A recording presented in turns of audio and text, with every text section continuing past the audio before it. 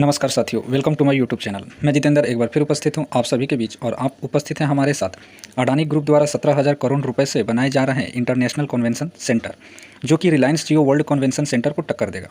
तथा इस खबर के साथ साथ हम लोग अमेरिका में लगे आरोपों पर अडानी की सफाई और मोदी को अब तक कितने इंटरनेशनल अवार्ड मिल चुके हैं, इन सभी खबरों के बारे में आज के इस वीडियो में हम लोग विस्तार से समझेंगे। तो साथियों, हमारे आज के इस वीडियो में आप लास्ट तक जरूर बने रहें। देश के दूसरे सबसे अमीर उद्योगपति कहे जाने वाले गौतम अडानी, जिनकी कंपनी अडानी समूह है, वह आर्थिक राजधानी कहे जाने वाली मुंबई में एक सबसे बड़ा इंटरनेशनल कन्वेंशन सेंटर बनाने वाले हैं, जिसकी लागत करीब $2 बिलियन यानी भारतीय रुपए में 17,000 करोड़ रुपए की लागत आने की उम्मीद है। अडानी समूह के इस कन्वेंशन सेंटर बनाने के बाद रिलायंस इंडस्ट्रीज़ के चेयरमैन मुकेश अंबानी के बांद्रा कुर्ला कॉम्प्लेक्स में स्थित रिलायंस जियो वर्ल्ड कन्वेंशन सेंटर को सीधी चुनौती मिलने की उम्मीद है। मिंट की रिपोर्ट के मुताबिक अडानी समूह ने मुंबई के इंटरनेशनल एयरपोर्ट के पास कन्वेंशन सेंटर बनाने का फैसला किया है, जिसके डिज़ाइन को Mumbai metropolitan region development authority ने भी मंजूरी दे दी है। रिपोर्ट में सूत्रों के हवाले से बताया गया है कि प्रोजेक्ट के डिटेल्ड ब्लूप्रिंट को अगले 2 महीने में मंजूरी मिल जाएगी। ऐसे में अडानी समूह के इस कन्वेंशन सेंटर में 275 कमरों वाला 5 स्टार होटल का भी निर्माण किया जाएगा, ऐसा सूत्रों के हवाले से खबर निकल करके सामने आई है। इस कन्वेंशन सेंटर के हब को विले पार्ले के वेस्टर्न सबर्ब के पास तैयार किया जाएगा। अडानी समूह का ये कन्वेंशन सेंटर लगभग 1.5 मिलियन वर्ग फुट में तैयार किया जाएगा, जिसमें लगभग 15,000 से 20,000 लोगों के बैठने की सुविधा होगी, जबकि इसके मुकाबले जियो वर्ल्ड कन्वेंशन सेंटर में लगभग 1 मिलियन वर्ग फुट में तैयार किया गया है और अडानी कन्वेंशन सेंटर में 1.2 मिलियन वर्ग फुट का इंडोर एरिया भी बनाया गया है, जिसमें 0.3 मिलियन वर्ग फुट में गाड़ियों की पार्किंग और दूसरे कामों के इस्तेमाल किया जाएगा।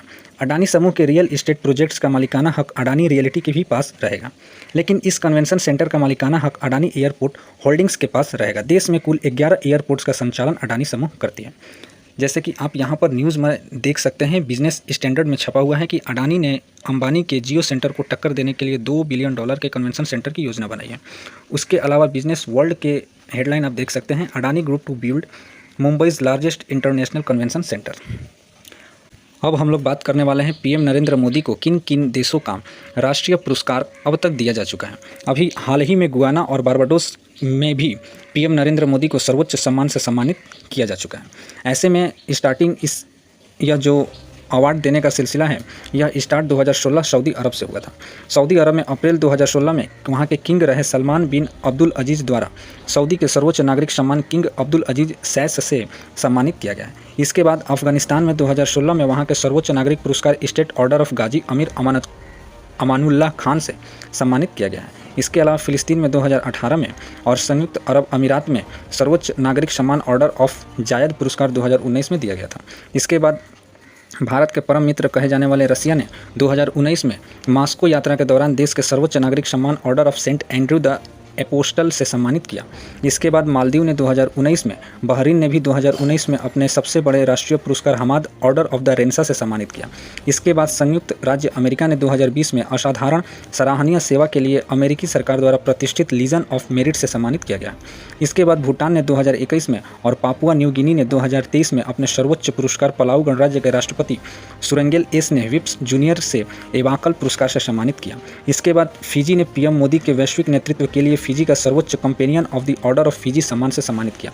इसके बाद पापुआ न्यू गिनी ने एक बार फिर से वहाँ के गवर्नर जनरल सर बाब दादा ने देश के सर्वोच्च सम्मान grand companion of the order of लोगोहू से सम्मानित किया। इसके बाद मिस्र ने 2023 में वहाँ के राष्ट्रपति अब्दुल फतह अल सीसी द्वारा मिस्र के सर्वोच्च राजकीय सम्मान ऑर्डर ऑफ नाइल से सम्मानित किया। इसके बाद फ्रांस के राष्ट्रपति इमैनुअल मैक्रोन ने फ्रांस के सबसे सर्वोच्च सम्मान grand cross of the legion of honour से सम्मानित किया। इसके बाद ग्रीस ने 25 अगस्त 2023 को वहाँ के राष्ट्रपति कतेरिना सकेलारोपालू ने grand cross of the order of honour से सम्मानित किया। उसके बाद डोमिनिका ने 2024 में नरेंद्र मोदी की अफ्रीका यात्रा से पहले डोमिनिका ने देश के सर्वोच्च राष्ट्रीय पुरस्कार डोमिनिका अवार्ड ऑफ ऑनर से सम्मानित किया। इसके बाद नाइजीरिया ने 2024 में सम्मानित किया और अभी फिलहाल में गुयाना और बारबाडोस ने भी पीएम मोदी को सर्वोच्च सम्मान से सम्मानित किया।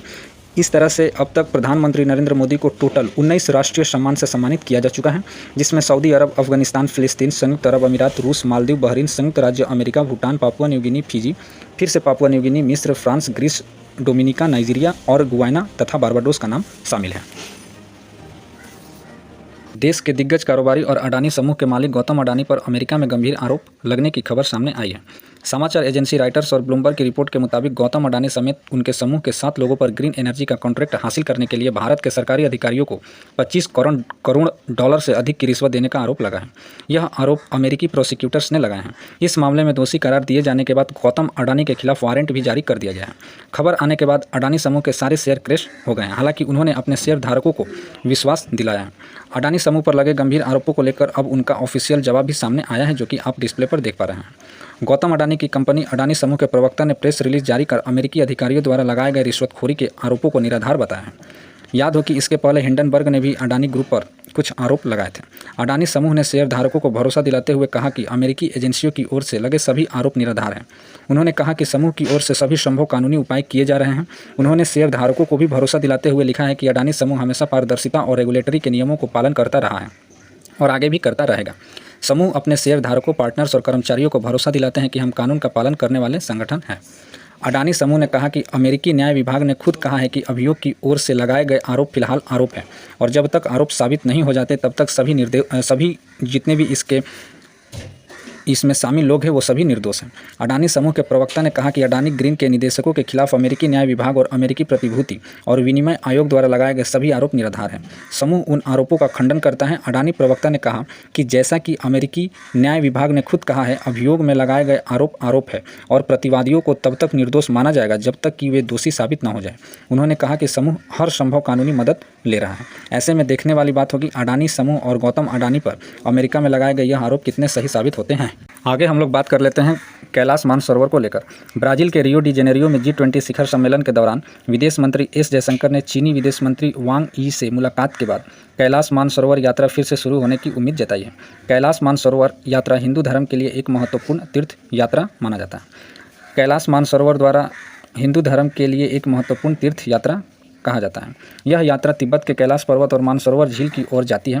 कैलाश पर्वत को भगवान शिव का निवास और मानसरोवर झील को भगवान ब्रह्मा की रचना माना जाता है। यह झील तिब्बत के उच्च पठार पर स्थित है, जिसकी ऊंचाई लगभग 4590 मीटर है। समुद्र तल से 17000 फीट की ऊंचाई पर स्थित यह यात्रा बहुत ही कठिन और चुनौतीपूर्ण होती है। यात्रा के दौरान तीर्थयात्री कैलाश पर्वत की परिक्रमा करते हैं और मानसरोवर झील में स्नान भी करते हैं। कैलाश मानसरोवर जाने की 3 रास्ते हैं और तीनों रास्ते चीन से ही होकर के जाती है। ऐसे में ब्राज़ील के रियो डी जेनेरियो में G20 शिखर सम्मेलन के दौरान विदेश मंत्री एस जयशंकर और चीनी विदेश मंत्री वांग यी से मुलाकात के बाद इन तीनों रास्तों को खुलने के आसार दिख रहे हैं। कैलाश मानसरोवर यात्रा के लिए श्रद्धालु 3 रास्तों का उपयोग करके कैलाश मानसरोवर हिंदू तीर्थ यात्रा पर जाते हैं, जिसमें पहला रास्ता जो होता है वो लिपुलेख दर्रा होकर के जाता है, जिसमें श्रद्धालु उत्तराखंड से होकर तिब्बत में प्रवेश करते हैं। दूसरा नाथुला दर्रा मार्ग है, जिसमें श्रद्धालु सिक्किम होते हुए तिब्बत तक जाते हैं। और तीसरा मार्ग सितास्गे मार्ग है और इस रास्ता का प्रयोग करके यात्री तिब्बत से मानसरोवर तक जाते हैं, जो कि उत्तराखंड से तिब्बत तक का यह रास्ता माना जाता है।